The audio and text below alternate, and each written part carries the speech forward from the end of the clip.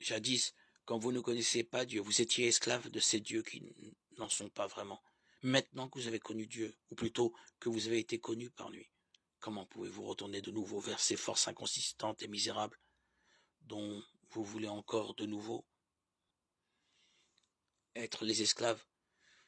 Vous vous pliez à des règles pour les jours, les mois, les temps, les années.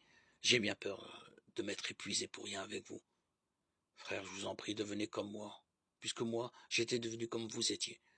À ce moment-là, vous ne m'avez fait aucun mal. Vous le savez, c'est par suite d'une maladie que je vous ai annoncé l'évangile pour la première fois. Et l'épreuve qu'était pour vous ce corps malade, vous ne l'avez pas repoussé avec dégoût, mais vous m'avez accueilli comme un ange de Dieu, comme le Christ Jésus lui-même. Où donc est votre joie d'alors? Je vous en rends témoignage. Si vous aviez pu, vous vous seriez arraché les yeux pour me les donner. Suis-je donc devenu votre ennemi pour vous avoir dit la vérité? Leur attachement pour vous n'est pas bon, mais ils voudraient m'exclure pour que vous vous attachiez à eux. Ce serait bien d'avoir un bon attachement en permanence, pas seulement quand je suis chez vous.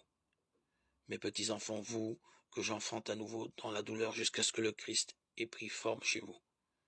J'aurais voulu être près de vous dès maintenant et pouvoir changer de ton, car je ne sais comment faire avec vous. Dites-moi, vous, qui voulez-vous soumettre à la loi? N'avez-vous pas écouté la loi? Il est écrit en effet qu'Abraham avait 2 fils, l'un né d'une esclave et l'autre d'une femme libre. Le fils d'Agar, l'esclave, eut une origine purement humaine. Celui de Sarah, la femme libre, naquit à cause de la promesse de Dieu. Ces événements ont un sens symbolique. Les 2 femmes sont les 2 alliances. La première alliance, celle du mont Sinaï, met au monde des enfants esclaves, c'est Agar.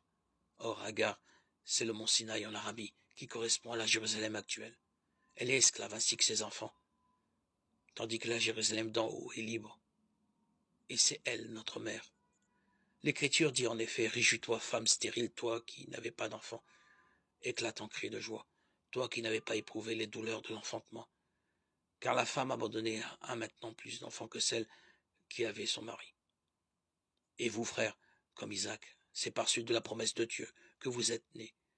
Mais autrefois, l'enfant dont l'origine était purement humaine persécutait celui qui était né selon l'esprit. Il en est de même aujourd'hui. Or, que dit l'Écriture? Renvoie cet esclave et son fils, car le fils de l'esclave ne doit pas partager l'héritage avec le fils de la femme libre. Par conséquent, frères, nous ne sommes pas les enfants d'une esclave, nous sommes ceux de la femme libre. Galates 4, 8, 31.